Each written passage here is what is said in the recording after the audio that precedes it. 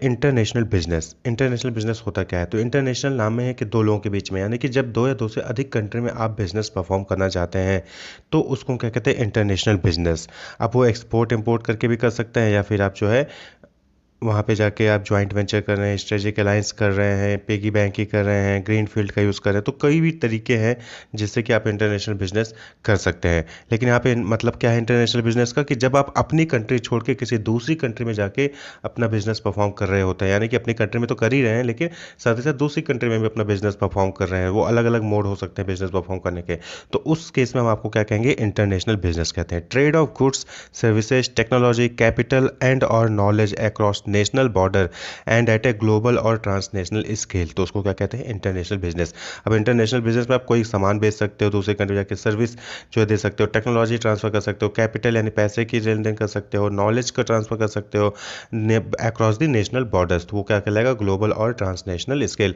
मतलब कि ग्लोबल या ट्रांसनेशनल स्केल पे, नहीं कि खाली एक ही कंट्री में करना, आपको मल्टीपल कंट्रीज में जो है आपको करना होता है। तो इंटरनेशनल बिजनेस में नॉर्मली यही होता है कि जब आप गुड्स, सर्विसेज, टेक्नोलॉजी, कैपिटल या फिर नॉलेज का ट्रांसफॉर्म, नॉलेज का जो है ट्रेड करते हैं अक्रॉस नेशनल बॉर्डर्स, वही क्या कहलाता है? International business. To conduct business overseas multinational companies need to bridge separate national market into one global market place. यानी कि यहाँ पे ये कहना चाह रहे हैं कि इंटरनेशनल बिजनेस परफॉर्म करने के लिए किसी भी कंपनी को, जो कि एमएनसी कहलाती है, मल्टीनेशनल कंपनी, उनको जो है अलग अलग मार्केट को जो है ब्रिज करना पड़ता है, यानी जोड़ना पड़ता है किसमें? एक ग्लोबल मार्केट प्लेस में। तो इंटरनेशनल बिजनेस का मतलब यहाँ पे सिंपल सा है कि जब आप जो है एक कंट्री से ज़्यादा कंट्री में अपने बिजनेस को परफॉर्म करते हो। वह बिजनेस आपका कुछ भी हो सकता है, गुड्स से रिलेटेड, सर्विस से रिलेटेड, टेक्नोलॉजी से रिलेटेड, कैपिटल या नॉलेज को ट्रांसफर आप कर रहे हो। तो एग्जांपल आपके सामने है अमेजोन, कोका कोला, ऐसे बहुत सारी कंपनीज हैं, आईबीएम, गूगल, यूट्यूब, ये अलग अलग कंपनीज हैं जो कि एक कंट्री से ज़्यादा कंट्रीज में पूरे वर्ल्ड में जो है ये फैली हुई हैं, वो अपना बिजनेस परफॉर्म कर रही हैं। These companies have independent operation in each country and each country has its on set of offices, employees etcetera. तो ये जो एमएनसीज होती हैं, जो मल्टीनेशनल कंपनीज कहते हैं हम, इंटरनेशनल बिजनेस कर जो कंपनी करती हैं, उनके कंपनीज के जो है इंडिपेंडेंट ऑपरेशंस होते हैं हर कंट्री में, और हर कंट्री में उनका ऑफिस होता है, सब्सिडरी ऑफिस हो सकता है, हेड ऑफिस हो सकता है, और एम्प्लॉयज़ अलग अलग कंट्री में अलग अलग होते हैं। Even the product and marketing campaign are customise as per local need. तो इनके जो प्रोडक्ट होते हैं, जो मार्केटिंग कैंपेन होते हैं, वो भी बल्कि लोकल नीड, यानी कि जिस कंट्री में है उस कंट्री के अकॉर्डिंग जो है कस्टमाइज किए जाते हैं। अब जैसे देखिए यूट्यूब इंडिया, गूगल इंडिया, तो गूगल अमेरिका का है लेकिन गूगल इंडिया, यानी गूगल इंडिया इंडिया के लिए कस्टमाइज़ किया गया है। तो इसी तरीके से क्या है कि इनके प्रोडक्ट्स जो है कंट्री वाइज जो है वो कस्टमाइज़ भी किए जाते हैं। तो इंटरनेशनल में वो मोड होता है, टेक्निक होता है, स्ट्रेटजीज होती हैं कि कैसे आपको करना है। लेकिन यहाँ पे सिंपल सी बात आपको ये समझना कि इंटरनेशनल बिजनेस का मतलब ये हो गया कि जब आप एक कंट्री से ज़्यादा अलग अलग कंट्री में जो है अपने बिजनेस को परफॉर्म करते हैं, तो आप इंटरनेशनल बिजनेस कर रहे होते हैं। अमेजोन, कोका कोला, ये सारे एग्जाम्पल आपके सामने हैं, ठीक है। इंटरनेशनल बिजनेस इन्वायरमेंट, देखिए आपने इन्वायरमेंट, बिजनेस इन्वायरमेंट पढ़ा होगा एमबीए फर्स्ट से में भी, कि क्या होता है कि माइक्रो एंड मैक्रो, मैक्रो भी इंटरनल और एक्सटर्नल होता है। तो इंटरनल यहाँ पे जो इंटरनेशनल बिजनेस इन्वायरमेंट है, बट ऑब्वियसली बात है आप क्या जा रहे हो? बाहर किसी दूसरे कंट्री में जो है बिजनेस परफॉर्म करने जा रहे हो, तो आपको जो है मेन फोकस किस पे करना है? एक्सटर्नल इन्वायरमेंट पे, यानी कि मैक्रो के एक्सटर्नल इन्वायरमेंट पे। तो an international business environment is the surrounding in which international companies run their business. तो ये जस्ट आपने पढ़ा है कि बिजनेस इन्वायरमेंट क्या होता है, कि एक ऐसी सराउंडिंग होती है जहाँ पे बिजनेस को अपना परफॉर्म करना होता है, जो कंपनीज होती हैं उनको अपना बिजनेस परफॉर्म करना होता है। तो मैक्रो यानी कि एक्सटर्नल इन्वायरमेंट कौन कौन से होते हैं जो कि इंटरनेशनल बिजनेस में आपको ध्यान रखने होते हैं? तो जैसे कि इकोनॉमिक इन्वायरमेंट सबसे इंपॉर्टेंट, इकोनॉमिक जीडीपी कैसी है उस कंट्री की, आप जहाँ पे जा रहे हो वहाँ के इकोनॉमिक लेवल कैसा है, लोगों का इनकम लेवल कैसा है, इकोनॉमिक सिस्टम यहाँ पे कैपिटलिज्म है, सोशलिज्म है, मिक्स्ड इकोनॉमी है, कैसी इकोनॉमी है, इकोनॉमिक रिसोर्सेज वहाँ पे इजिली अवेलेबल है कि नहीं लेवल है, लेवल ऑफ इनकम कैसा है, distribution of income and assets कैसे हैं वहाँ पे उस कंट्री में, जिस भी कंट्री में आप परफॉर्म करने जा रहे हो। तो इकोनॉमिक से रिलेटेड चीज़ें आपको वहाँ पे देखनी होती है, क्योंकि आप जो बिजनेस परफॉर्म करने जा रहे हो उसमें कहीं ना कहीं आपको ये सारी चीज़ों की जरूरत पड़ती है, तो उसको आप पहले अच्छे से स्टडी कर लेना चाहिए, तब आपको जो है दूसरे कंट्री में बिजनेस परफॉर्म करने जाना है। सोशल एंड कल्चरल इन्वायरमेंट, अब आप जिस कंट्री के हैं, मतलब आपका जो होम कंट्री है, वहाँ पे सोशल और कल्चर अलग हो सकता है, आपकी सोसाइटी, आपका कल्चर अलग हो सकता है, वहाँ के customs, tradition, taste and preferences लोगों के अलग अलग हो सकते हैं। लेकिन जब आप किसी दूसरी कंट्री में जाते हो तो वहाँ के लोगों के कस्टम्स, वहाँ के ट्रेडिशन, वहाँ के टेस्ट एंड प्रेफरेंसेस, वहाँ की सोसाइटी के नॉर्म्स जो हैं, सोशल नॉर्म्स, सोशल स्टेटस वो सब अलग होंगे, तो उसको भी आप जो है वो कहीं ना कहीं वो आपके बिजनेस को इफेक्ट डालता है। तो उसको जो है आपको अच्छे से स्टडी करना होता है जब आप इंटरनेशनल बिजनेस परफॉर्म करने जा रहे हो। नेक्स्ट है political, legal and regulatory environment. ये भी क्या है, रूल से रिलेटेड है कि पॉलिटिकल, इंडिया में पॉलिटिक्स अलग है, लीगल जो लीगल रूल्स हैं वो अलग है, रेगुलेटरी इन्वायरमेंट अलग है। दूसरी कंट्रीज़ में उनका अपना पॉलिटिकल होगा, अपना लीगल रूल होगा, रेगुलेटरी इन्वायरमेंट होगा। तो आपको इसको भी देखना कि टैक्सेस क्या है, सब्सिडीज़ क्या मिल रहे हैं, बिजनेस रिलेटेड लॉज क्या है, कि यहाँ पे कंपनी खोलना कितना आसान है, दूसरी कंपनी में खोलना, कंट्री में कंपनी खोलना कितना आसान है, वहाँ पे कौन कौन से रूल्स को फॉलो करना पड़ता है, टैक्सेस कहाँ पे ज़्यादा देने हैं, कहाँ पे कम देने हैं, सब्सिडी कहाँ पे ज़्यादा मिल रही है, कहाँ पे कम मिल रही है, ये सारी चीज़ें political, legal and regulatory environment से आ जाते हैं। नेक्स्ट इन्वायरमेंट है नेचुरल इन्वायरमेंट। नेचुरल इन्वायरमेंट में इसकी नेचुरल रिसोर्सेज वहाँ पे कौन कौन से अवेलेबल है, यानी कि जो आपको नेचुरल मटेरियल चाहिए, रॉ मटेरियल जो होता है वो अवेलेबल है कि नहीं है, वेदर कैसा है वहाँ पे, ठंडा गर्म प्रदेश है, क्लाइमेट कंडीशंस कैसे हैं, पोर्ट फैसिलिटीज़ अवेलेबल है कि नहीं है, नेचुरल रिसोर्सेज, पोर्ट फैसिलिटी यानी कि समुद्र के किनारे जो आपको पोर्ट मिलता है वहाँ पे आपको सामान उतारने के लिए जगह है या नहीं है, स्पेस है, फैसिलिटी है कि नहीं है। तो ये नेचुरल रिसोर्सेज वहाँ पे आपको देखने होते हैं। तो उसके बाद टेक्नोलॉजिकल इन्वायरमेंट, सबसे इंपॉर्टेंट फैक्टर टेक्नोलॉजी, कि जो टेक्नोलॉजी आप यहाँ पे यूज़ कर रहे हो क्या वो टेक्नोलॉजी है वहाँ पे मिल जाएगी या नहीं मिल जाएगी। अगर नहीं मिलेगी तो क्या आपको लेके जाना होगा, ट्रांसफर ऑफ टेक्नोलॉजी। ये ग्लोबलाइजेशन का सबसे इंपॉर्टेंट फैक्टर है कि कई कंट्रीज़ में जहाँ वो टेक्नोलॉजी नहीं होती है तो कंट्री जब अपना बिजनेस परफॉर्म करने जाती है उस दूसरे कंट्री में तो अपनी टेक्नोलॉजी भी लेके जाती है वहाँ पे। तो टेक्नोलॉजी ट्रांसफर जो है वो बहुत इंपॉर्टेंट फैक्टर है। तो इंटरनेशनल बिजनेस इन्वायरमेंट में आपको ये भी देखना है कि जब दूसरी कंट्री में बिजनेस परफॉर्म करने जाते हो तो वहाँ पे टेक्नोलॉजी है या नहीं है, या फिर आपको अपना जो है होम कंट्री का टेक्नोलॉजी आपको होस्ट कंट्री में लेके जाना होगा। तो ये टेक्नोलॉजिकल इन्वायरमेंट भी आ जाता है। तो ये कुछ इंटरनेशनल बिजनेस इन्वायरमेंट है जो कि आपको देखने होते हैं। Economic environment, social and cultural environment, political, legal and regulatory environment, natural environment, technological environment. तो ये सारे फैक्टर्स आपको याद रखना है, इसको इन डिटेल आपको जो है तैयार करना होगा। तो यहाँ पे हमने रिविजन की जो है इसको प्रैक्टिस किया है। ग्लोबलाइजेशन क्या होता है? ग्लोबलाइजेशन नाम से क्लियर होगा और सभी को पता होगा। ग्लोबलाइजेशन मीन्स जब आप पूरे वर्ल्ड में कहीं पे भी हर जगह अवेलेबल हो, मौजूद रहें, तो उसको हम क्या कहते हैं, ग्लोबलाइज होना। हर जगह आपके बारे में पता हो। तो ग्लोबलाइजेशन ऑफ बिजनेस का मतलब क्या हुआ कि globalisation of business means doing business in multiple countries, यानी कि जब आप एक से ज़्यादा कंट्रीज में अपना बिजनेस परफॉर्म कर रहे होते हैं, या कह लें कि आप ऑल ओवर वर्ल्ड अपना बिजनेस परफॉर्म कर रहे होते हैं, तो हम आपको कहते हैं globalised. Okay, globalization means allowing interaction, integration among the people, companies and government of different nation by international trade and investment and aided by information technology। यानी कि जब अलग अलग नेशंस के जो इंटरेक्शन बढ़ता है, अलग अलग नेशन में इंटीग्रेशन बढ़ता है पीपल, कंपनीज और गवर्नमेंट के बीच में, इंटरनेशनल ट्रेड के थ्रू, इन्वेस्टमेंट के थ्रू, तो उसी को हम क्या कहते हैं, ग्लोबलाइजेशन कहते हैं। तो इम्पॉर्टेंस क्या है ग्लोबलाइजेशन का? तो इंक्रीज इन ट्रेड, अगर आप ग्लोबलाइजेशन होगा यानी कि एक कंपनी बहुत सारी कंट्रीज में बिजनेस परफॉर्म कर सकती है, तो आप ऑब्वियस सी बात है कि ट्रेड यानी व्यापार में बढ़ावा होगा, ग्रेटर चॉइस होगा कस्टमर के पास। क्यों? क्योंकि ट्रेड में बढ़ा होगा, हर जगह की चीज़ें हर जगह अवेलेबल होंगी।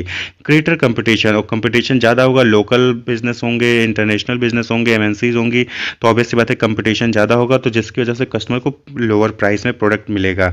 Increase capital and labour mobility, capital increase होगा और मोबिलिटी लेबर यानी कि लेबर की जो मोबिलिटी मूवमेंट है वो भी इंक्रीज होगी। इकोनॉमिक स्केल अचीव होगा, यानी कि जो मैक्सिमम हम किसी भी चीज़ का प्रोडक्शन कर सकते हैं वो हम अचीव कर सकते हैं, एफिशिएंट प्रोडक्टिविटी होगी। टैक्स अवॉइडेंस, बहुत सारे टाइप के टैक्स होंगे जिसको हम अवॉइड कर सकते हैं। रिमूविंग मोनोपोली, मोनोपोली रिमूव होगी। बहुत सारी कंट्रीज में होता है कि जहाँ पे सिर्फ एक ही दो कंपनी होती हैं जो किसी भी प्रोडक्ट को बनाती हैं, सेल करती है। तो ऐसे में अगर ग्लोबलाइजेशन नेशन जो है, डिफरेंट नेशन जो है ग्लोबलाइजेशन को प्रमोट करेंगी तो मोनोपोली हटेगी।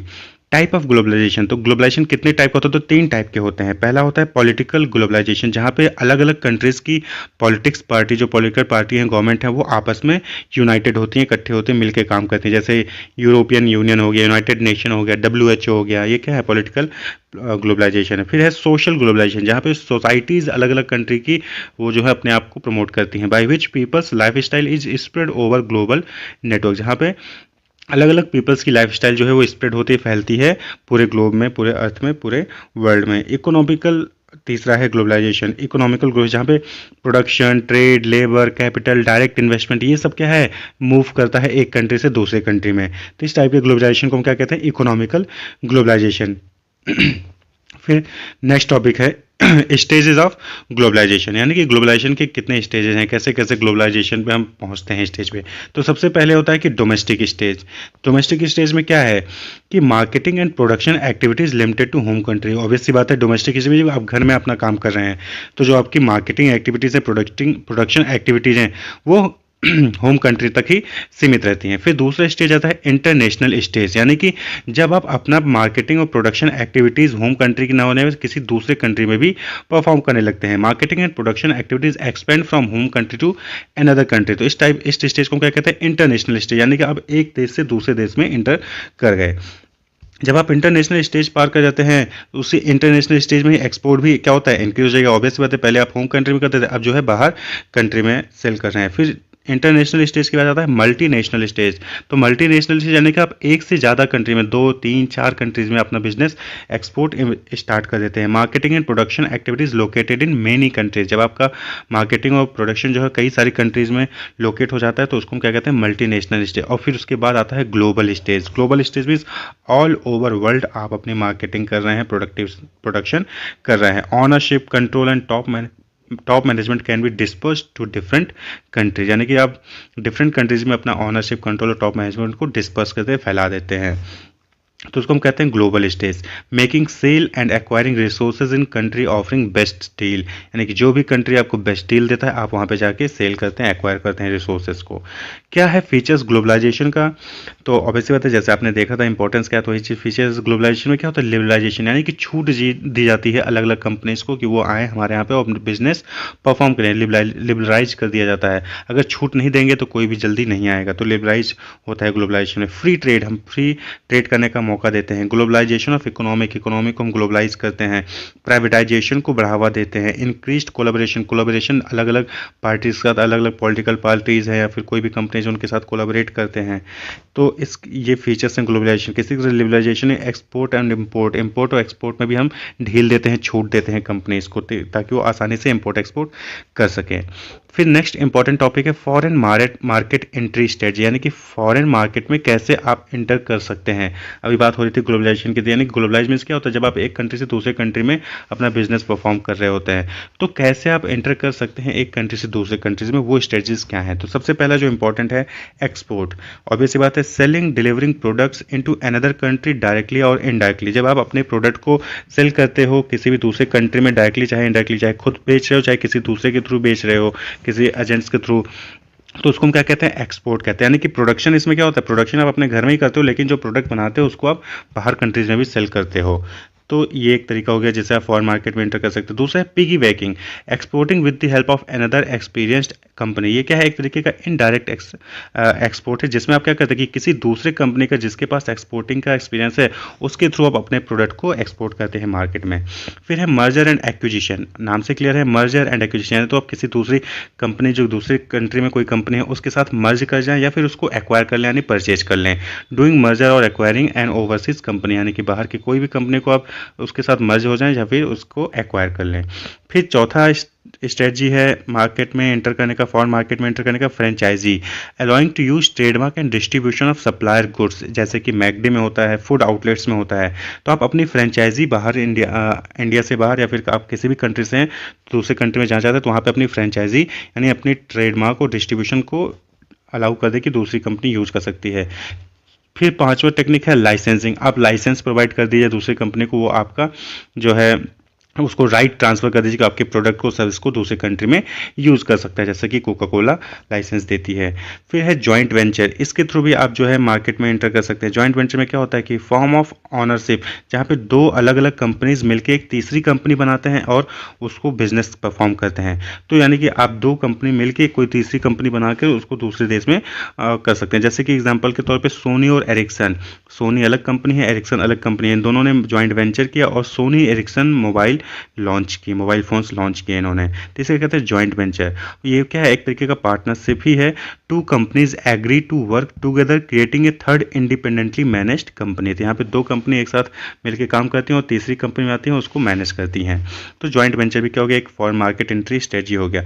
इसी तरीके से टर्न की प्रोजेक्ट में क्या होता है कि आप बाहर किसी कंट्री में कोई प्रोजेक्ट डेवलप करते हैं, फिर उसको आप वापस कर कहते हैं एक बार बाहर मार्केट में एंटर करते हैं। Facilities two is build by A company for another company and handed over after completion of the work, that is turn की प्रोजेक्ट। फिर है green field project. Green field project क्या है? एक तरीके का एफडीआई यानी फॉरेन डायरेक्ट इन्वेस्टमेंट है, जहाँ पे जो पेरेंट कंपनी है, सपोज करिए कि इंडिया की कोई कंपनी है, वो बाहर किसी दूसरे देश में जाती है और वहाँ पे एक नया पूरा सब्सिडरी ब्रांच अपना ओपन करती है शुरू से लेके, यानी कि एक बेस से बना के parent company create a newly Holi owned subsidiary in different company, यानी कि पूरी होली होली जो है वो ऑन्ड होगा, यानी कि कंप्लीटली जो इंडियन कंपनी है उसी का वो ऑन सब्सिडरी ब्रांच होता है। वो किसी के साथ ना मर्ज करती है, ना एक्सपोर्ट करती है, ना फ्रेंचाइजी देती है, ना लाइसेंस देती है, अपनी खुद की ब्रांच सब्सिडरी ब्रांच वहाँ पे ओपन करती है। तो ये कुछ टेक्निक्स हैं जिसके थ्रू फॉरेन मार्केट में एंट्री कर सकता है कोई भी कंपनी। अब नेक्स्ट टॉपिक है एलपीजी मॉडल, जो कि इकोनॉमिक रिफॉर्म 90s में फॉलो किया गया था by prime minister PV Narasimha Rao and finance minister Manmohan Singh ji द्वारा। तो एलपीजी का मतलब क्या होता है? Liberalisation, privatisation and globalisation. It was follow to develop India's economy. तो इंडिया की इकोनॉमी को डेवलप करने के लिए एलपीजी मॉडल 1990 इकोनॉमिक रिफॉर्म में फॉलो किया गया था। It was aimed at making the Indian economy as fastest growing economy and globally competitive. तो इंडिया की इकोनॉमी को फास्टेस्ट ग्रोइंग इकोनॉमी बनाने के लिए और ग्लोबली कम्पिटिटिव इकोनॉमी बनाने के लिए ये एलपीजी मॉडल फॉलो किया गया था। लिबरलाइजेशन में क्या होता है? Liberalisation means to free the economy from direct और physical control imposed by the government, यानी कि जब किसी देश की गवर्नमेंट जो भी फ्री कर देती है किसी भी टाइप का डायरेक्ट और फिजिकल कंट्रोल से किसी कंपनी को, तो उसको क्या कहते हैं? लिबरलाइज कर देना है। जैसे कि इंडस्ट्रियल लाइसेंसिंग सिस्टम हो गया, प्राइस कंट्रोल ऑन गुड्स हो गया, इंपोर्ट लाइसेंस हो गया, फॉरेन एक्सचेंज कंट्रोल हो गया, स्ट्रक्चर। तो जब आप इसको लिबरलाइज कर देते हैं, इसमें छूट देते हैं, तो उसी को हम क्या कहते हैं? लिबरलाइज करते हैं। यानी कि रिडक्शन इन रेस्ट्रिक्शंस, जो अलग अलग तरीके के रेस्ट्रिक्शंस होते हैं उसको आप रिड्यूस करेंगे तो कंपनीज ऑब्वियस सी बात है कि आपकी कंट्री में आएंगी, बिजनेस स्टार्ट करेंगे। तो लिबरलाइज करना। दूसरा है प्राइवेटाइजेशन, यानी कि गवर्नमेंट जो होते हैं उसकी गवर्नमेंट को इंटरफेयर को कम करना। Means allowing the private sector to set up more and more industries that were previously reserve for public sector. पहले क्या होता था कि सिर्फ गवर्नमेंट के लिए रिजर्व होता था कि नहीं, सिर्फ इस फील्ड में ये काम सिर्फ गवर्नमेंट कर सकती है, तो नहीं, अब उसको जो है छोड़ दिया जा रहा है। अब जो है प्राइवेटाइजेशन को बढ़ावा दिया जाता है, यानी कि प्राइवेट सेक्टर को इनकेस बहुत सारे इंडस्ट्री सेटअप करने का मौका दिया जाता है, जॉइंट वेंचर के थ्रू, लीजिंग के थ्रू, फ्रेंचाइजी के थ्रू। तो प्राइवेटाइजेशन को भी बढ़ावा दिया जा रहा है, यानी कि हर जगह गवर्नमेंट ही रहेगी। फिर है ग्लोबलाइजेशन, और ग्लोबलाइजेशन का मतलब आपको सभी को पता है कि means allowing interaction integration among the people, companies and government to of different nation by international trade and investment and aided by information technology. यानी कि लिबरलाइजेशन दी, आपने आज़ादी दी, उसके बाद आपने प्राइवेटाइजेशन को भी बढ़ावा दिया, ये कि आप सिर्फ गवर्नमेंट ही नहीं, आप भी आके हमारे डिफरेंट इंडस्ट्रीज सेटअप कर सकते हैं। और ग्लोबलाइजेशन मीन्स आप बाहर के लोग भी हमारे यहाँ आ सकते हैं और हमारे लोग भी बाहर जा सकते हैं। तो ये एलपीजी मॉडल है, लिबरलाइजेशन, प्राइवेटाइजेशन, ग्लोबलाइजेशन, जो कि फॉलो किया गया जिससे कि इंडिया की इकोनॉमी को इंक्रीज कर सके, फास्टेस्ट ग्रोइंग इकोनॉमी बना सकें।